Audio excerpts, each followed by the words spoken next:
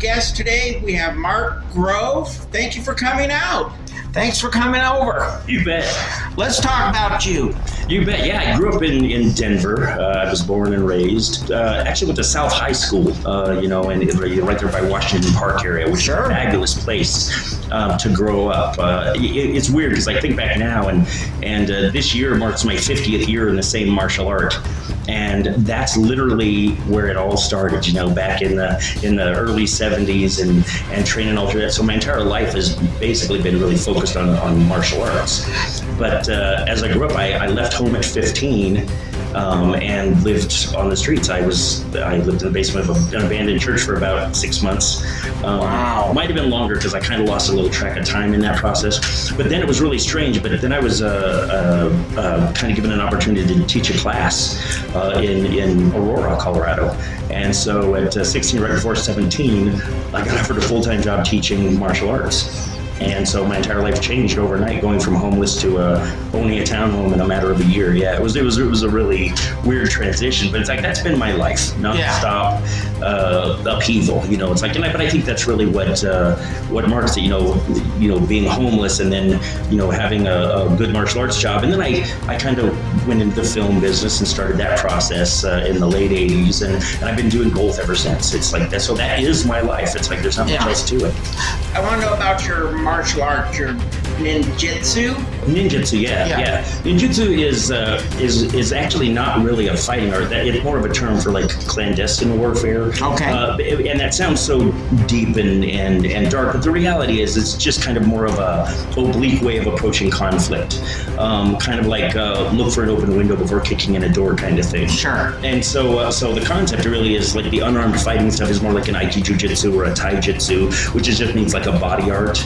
And then there's Kenjutsu, which is swordsmanship. There's all these jutsus in there, right? Yeah. And so it's made of that. But really, that's been my life since 1972. And so when I started doing that, it was at Washington Park, that area. Sure. And I started doing that there. And then as time went on, I met so many great people and ended up in so many great situations where I was learning from these great masters and monks and people who had such insight. And as a child, I felt kind of different from everybody else because I didn't like to party and I didn't like to, I never did any of the things that the other kids did. And I always was kind of like self-ostracized. Yeah. I just sort of put myself like in my own little bubble. And I had this very, very, I don't know, almost religious like commitment to martial arts. Yeah, that's awesome. And so that's what I've done my entire life. I was going to hold this question to last, but since we're here, let's talk about Shihan Frank J. Goody, because I think he had a big role in your life. Well, actually, when I was talking about being homeless, he's actually the one who saved me. It was really, it's such a hard thing to put into perspective, because if you've ever been on the down and outs and where you don't have anything, it's a really weird thing. You start to relish owning a blanket, or whatever. And I had met him many times when I was doing seminars at a place called Dragon Lady, because I was teaching the ninja arts that I had learned from a different teacher. And he came in and met me and was like, "Wow, that's fantastic." But then again, he saw me at a little place. It was a restaurant called Jim Bundy's. It was on the corner of I think Broadway and Evans. And I was sitting there and I hadn't eaten. I had been whatever, and he recognized me and he called me over and we started talking. And he asked me if I wanted anything, and I got some pie, and we talked. And then he was like, "Oh my God, I can't believe what's happened to you. You want help?" And I'm like, "No." But it was really cool. He bought me clothes. He bought me little things, and then we just started sharing information. And he's like, "Wow, the knowledge that you have from your other teacher." And we just started conversing, and it became this regular thing where it was like the meeting of the minds. And then occasionally, over to a park, and he'd show me a couple moves. He gave me a ton of written materials, and still to this day I decipher them. I have all the techniques. And actually, I promised myself at one point that I was going to commit all of those techniques to a book, the ones that he gave me. Sure. I haven't done it yet, but it's been kind of in my mind to do. And I learned all the Yawara, the stick techniques that they taught, like restrainment techniques and things like that. And many of the students don't know the whole system, and I have the entire compiled system. So many of them have reached out to me and say, "Hey, we should compile that, make sure that it's all there." And I just never have done that either. It's really weird. It's a strange thing. But really more than anything, because I was fully trained, when I met him. Sure. And so he could communicate with me a little differently than he did other people. Gotcha. Yeah, Jimmy and his dad had the same instructor. Yeah, amazing guy. I mean, but let's face it. I mean, it was more of like, he was more of a force than a person. He had a great personality, a lot of depth, Yeah. more so than you would see in most martial arts. I mean, he was very universal in his thinking, because you go from talking about voodoo to talking about like Simon Jitsu, which is like the art of hypnosis in Sure. martial arts. And we go through all these things, and it's amazing how he found the commonalities between all of these things. Yeah. And so he didn't look at it as one art, Yeah, so kind of a multiple Yeah. martial arts very path very to visionary. Yeah, where I have you were some- going. Yeah, I have some great articles that he had written in magazines and things like that. And I've saved them since they first came out. Because when you know somebody, you're always like, hey, I'm interested in what they do. It's like just like when you work with anybody that is famous or whatever, you sort of become a fan, even if you weren't before. And you want to learn more always. Yeah, always. How did the ninjutsu pave your way into the film industry? Well, it was really weird. I in the 80s, 89 exactly, I was sitting there and I was like, what's in it for me? What am I doing? Because I never really sought to be a teacher. That just sort of happened, and I was good at it, and I enjoyed doing it. I loved doing it, but I was like, I wasn't fulfilling the things that I needed. Yeah. And so I was just sitting there one night in my apartment with my girlfriend, and I'm flipping through the Westward newspaper. I don't even think that exists anymore. I saw an ad for David Carradine's stunt double was teaching a class, and I was like, that's it. It's like 4 a.m, you know what I'm saying? And I can't go to sleep because I'm like, I want to work in the film business. This is perfect. It's what I've always wanted to do. I used to make 8mm films both when I was a kid before then, like really cool stuff. And so it's like I've always had that, that thing. And 1980 was one of those years that defined me with movies and things. I found lots of solace in certain movies and things like that. So my brain was always thinking that. I think it was real subtle. So I decided I'm going to work in the film business. And so I went to his class. And when I showed up, there were 50 people in the class. It was enormous. And when it doesn't sound like a lot when you say it, but when you're in a room with 50 people, you go, that's 50 people. And they all started training with him, and it was very expensive. We had to do $80 a session twice a week, and it was ongoing. Dang. So it was like, $150 a week, Yeah. And so, but we were all paying, And as it went on, I was, of course, doing what I do at that age. You're showing off. I'm flipping, and to show a demo, I had a Jaguar drive down the street at me, and I front flipped over it as it drove under me. Oh, that's badass.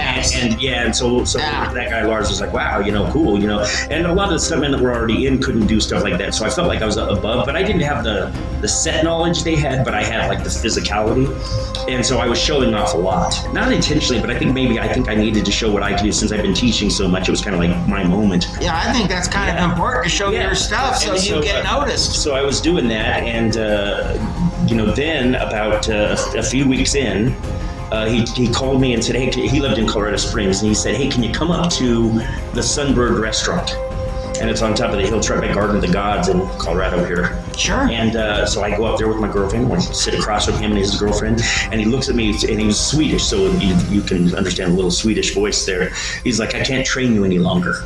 And he's looking at me with dead serious eyes. I'm like, oh God, I totally messed up because I was showing off too much, Yeah. First thought. And he slides an envelope with everything that I had paid up to that point. And he just goes, yeah, we're done with that. And I was like, oh my God, what to do? What can I do? I was like, what did you do wrong, exactly. right? And so he goes, actually, I'd like you to be my apprentice. And so that's where that started. And so then I learned all the pyrotechnics and some prosthetics and things. And then I ended up going to LA and with David Carradine, I spent a lot of time with him. And that's amazing. Yeah, that was a great time. But yeah, very odd dude. Yeah. Because, they say never meet your heroes because, there's like things. But it wasn't that he was really my hero. It was just that there was so little martial arts content in the film industry and the TV industry that felt like it was tied to classical stuff. Yeah. And so his Kung Fu series, I think sort of when I was a kid, sort of like was that for me. Yeah. Even though the series itself was not that fantastic. It wasn't, because I watched it when I was a kid too. I mean, it was fun. I mean, it was a play. I mean, he wasn't Asian enough. His martial arts skills were meager at best. And then when I met him, he was telling me things that just blew my mind. I'm sitting across from him, and when you have knowledge that somebody else doesn't have, but they try to impress you with their own knowledge, it was like that's what he was doing. He's like, yeah, in Japan there's only 2 clans of ninja, the red ninja and the black ninja, and I'm like, what the hell is he talking about? He was in fantasy land. Exactly. It's almost like he was trapped in the movie world, And so he's talking to me about all this and giving me all this background stuff that did not exist. I knew didn't exist, but of course he's David Carradine, so you don't go, you just go, okay. You just let him speak. Yeah. And so, so it was weird, because he was very old Hollywood. Yeah. He walked around, he had a little strut, it's like the way he did, almost like a John Wayne walk, Yeah, tough guy. Yeah, he had that, and so that was really cool. In, I think it was 94, I was, set to do a show. I can't remember which one it was, but it was one of these. We were going to work on that Kung Fu: The Legend Continues, but they ended up shooting that in Canada, so we couldn't do it. All right, so we're right here. What was the first movie that you were on? The first movie I did was early on in the 80s. It was called The Lonely Road. It was a Western. And that actually was probably still to this day the most harrowing job that I've done, because I was playing an Indian.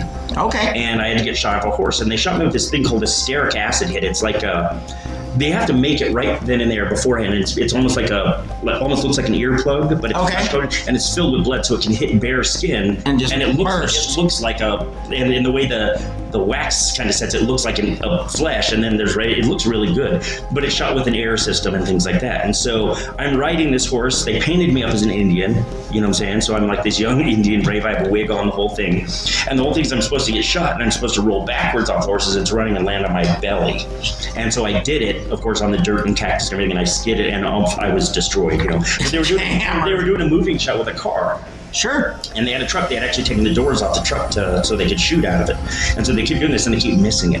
And so they keep putting makeup over my wounds, and I'm just like, I'm totally like, inside I'm kind of like, this is like excessive, Yeah, this is abuse. So I think it was my 8th time. I was like, I can't do this anymore. And I'm writing, and I'm going, I don't even know if I can take the hit, because I was just hurting. So the hit hit me, bang. And I took it, and I went back, and I hear that word that Joe's when you're perfect, we got it. And so all of a sudden, it was like, all of a sudden the pain went away. It was the excitement that we got what we were looking for. You got the perfect shot. Yeah. And then the director came to me and he said, hey, you were fantastic. I have another acting role that you could do. Would you like to be the little brother of the main villain? I was like, sounds good. I just said, yeah, sure. Yeah, of course. Whatever gets you farther. Well, the scene was a rape scene where I had to rape a girl in a barn. And of course, I'm like, what do I do here, right? Yeah. Now, luckily, the girl, the actress, was completely ready for this, and kind of like she said, just let me lead it. I'm like, okay. I'm standing there in those silly red, underwear, like the thing, still on, all that stuff. And then I get killed in that scene again, so I got killed twice in that movie. But, you go from doing that harrowing horse thing and then to this very intimate scene, which I was unprepared for. And so after that, I realized, man, this is a really cool business, because you never know what to expect. Yeah, going to change. It's like there's everything. Every day is a different thing at the job, And so I thought, that's what's so cool about this.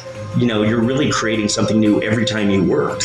And so I was hitched. I was in. I was like, that's what I got to do. Was that the weirdest scene you ever been in? No, I did a scene where I had to do a high fall on fire. And so I fall, and it's supposed to be what they call a full body burn, but it wasn't a full burn. They had done it on my thighs and on my back, so when the flame lifted, it looks higher than it is. But I was able to keep my head, everything was good. I had a pro setting me up. But then I fell, and we had the airbag was down there, and they had a black tarp over it that was going to wrap me. Fire, put fire out. And so when I went down, though, it's nighttime, and I fall, and the flame comes in front of my eyes, and the brightness made everything else black, so I couldn't see anything. And so that's a scary moment. And I landed perfectly, and it was all good. And they're like, "Hey, can you do it again?" And I was like, "No, I think we got it. I'm not doing that again." Yeah. Because it was just, you didn't realize how the light affects your eyes. Like I had it all, everything was in the same thing. But again, it's one of those things where you're like, "Wow." Like if you look in a light and then you look in the dark, it's like, dark. That wasn't one of the things I was thinking of. I was like, okay, I can't breathe it. I can't do this. I can't let it hit my hair. of course, I didn't think about my eyesight. Yeah. And so those are those things where early in your career, you go, wow. A live and learn moment. It is. And a lot of the younger stunt people are just like, yeah, cool, I'll do whatever. And they don't realize. So having the knowledge of those things really is what I think makes a good coordinator, because you're like, I've been through the mistakes. Sure. Because I made them myself, and I don't want to see anybody else make them. Sure. Tell us some of the films that you directed and that you played a role. In the late 90s, I was working on a lot of films. I had done Highlander, the series. I had done an episode of Buffy. I had done, all sorts of cool things. I did Drew Barrymore's movies. I did, all these things. And I was getting set to move to LA. How impressive. Yeah, and so it was 98. And I was like, this is it. So I'd gone to LA. When I went out the first time, we went on the set of G.I. Jane. Okay. And we were talking to all the guys there. This other guy, Scott Helvenston, great Navy SEAL, he went back to do like private security and ended up getting killed overseas. But he was one of the guys that was going to work with me as well. And so we were all going to be working for this really great company, kind of like the Power Rangers dynamic. Since I'd done the Three Ninjas kids movies, they were like, hey, would you want to be more involved in these? I was like, yes. So everything was set, ready to go to LA. And then my little boy is born with brain injuries. Oh my. And so, yeah, he turns 25 in January and he still has the capacity of a 5 or 6 year old. Can't take care of himself, can't bless his soul. Whatever, right? And so when that happened, I had a choice to make. I was like, well, family is here, support system is here. I could go there and I have a job and it's good paying, but it's not, I don't know if it was conducive, for your son, for my son. Yeah. And so I turned it down, and I was just like, I thought, well, this is because being here, I thought I've gone as far as I can go living in Colorado. I'd have to make that move. And so I just decided not to. And so 99 rolled around, and one of my buddies called me and said, hey, I'm doing a movie here. Would you stunt coordinate? I said, you bet. And so I came on board. We had all the production meetings and all that stuff. Really made a good impression with the producer who was paying for the movie. He really liked my ideas and things like that, so we were hitting it very well. And so we started shooting that movie, and lo and behold, the original director and the original crew that had been hired, the producer who had all the money didn't know those people, and things just started going a little awry. Yeah. Money not working, and shooting on multiple different film stocks, which you can't do, like a Super 16, a 16, and a 35, depending on what they could do with short. It was just all sorts of chaos. Screw it. And so they shut down the production, and they said, look, we want you to direct this, finish this movie, direct it. And I was like, whoa, I don't know if I want to direct this movie because I don't like it. And so, but he said, yeah, I want you to finish directing. So I rewrote a bunch of stuff and made my first $1 million movie. Amazing. So that was like my win. But I'll tell you what was the name of the movie that was again? Called Dragon and the Hawk. Dragon and the Hawk. Okay. But I tell you what made it difficult on that movie was, I was an action guy, and I looked at things differently. I looked at the action as a way of communicating film-wise, and so it was, just life-changing. So then we decided to sell that film, and so we gave it to a sales agent, which many people have done. You hand off to a sales agent. Sure. They take it to the market and they go, hey, we're going to get you a deal. And this guy had a 3-year agreement with us. He didn't do anything with the movie. And so for 3 years, we got no sales, but we couldn't sell ourselves because you're under contract. Yeah, and you can't. They're the only ones. You don't want to be sued. Exactly. So we finally get it back and we say, you know what? We see all these other people with the same issues. And our company had enough money that we were like, let's just go sell these ourselves. And so we went to the American film market in 2003 and went to sell that film. And then, of course, a lot of people were like, oh, this is 3 years old, which also makes it, devalues it. And so selling was very difficult because that's where you really learn everything that's in the movie has a purpose. Sure. So you might put a star in a movie and you're thinking, oh, but in the US, they're not that big of a star. But you don't realize that in the UK, they are. And so you start realizing all this. Yeah, there's different stars per country where you're at, for sure. And some are more popular than others. Yeah. And so, we didn't make that money back on that movie. So when you don't make your money back on a movie, you almost feel like you failed. Sure. Now, if you're a studio and you're just pouring things into, I don't know how they mix around their monies and they'll record it as a loss or a gain. I don't know how that works. But for the independent film, it's a loss. It's like there's no finagling. Or a whatever. learning experience. Yeah. I mean, you can take it either way. Yeah, but I didn't want to learn on somebody's, $1 million. Sure. Because they lost $1 million. I mean, it didn't hurt me. I know, but you don't want to hurt nobody else in the process. Exactly. But So what are you going to do? Exactly. But I did realize that vision is one of the things that is lacking in a lot of film. And so it was from that point on, I just said, you know what, I can do this. I can do this from here, from Denver. And so I started my companies. Yeah. Bam. And that's when they came to fruition. And that was with my partner Trig Belode and Darlene Seipsha. Both of them really were great for me because we were all such different people, but because of that, we worked. Yeah, you work together nicely. And so there was a lot of times where you get a bunch of like-minded people together, and they get together, and then it's almost like a vie for power. Oh, I'm the one, and it's like this. But and they don't have a vision, because if y'all think the same way, you're missing the point. Yeah, but when you have three different thinking, I think it's better for you. And one's a lawyer, one's a genius. I mean, one's and then one's me, which is I don't know. I think that's. I think you won that contest. but so selling that movie became difficult, and we realized it, and so we started trying to help other people sell their movies. Yeah. Other indie filmmakers. So we started taking all their stuff to AFM, and I mean we sold to Warner Brothers and to Lionsgate and all these places. I started going to deals. I started going to these Lionsgate parties and things that only people of some semblance of an elite status can go to, and I started realizing this is cool. Yeah. Because I started realizing how movies are sold, which I think is the thing that most people don't think about. Most people just say, "Hey, I have a cool idea," and they tell you or their friend, and they go, "Yeah, let's do it." And it's just. But selling the movie is the most important part, because you get paid. It's not that you can't sell it. It's just that you're going to beg, borrow, and steal to sell it. You're going to say, "Do you want this?" You're on the street selling your CD that you made. You know what I'm saying? Like, hey, who wants to buy my songs? And hopefully someone can come by and throw $1 in your hat, right? But you don't know.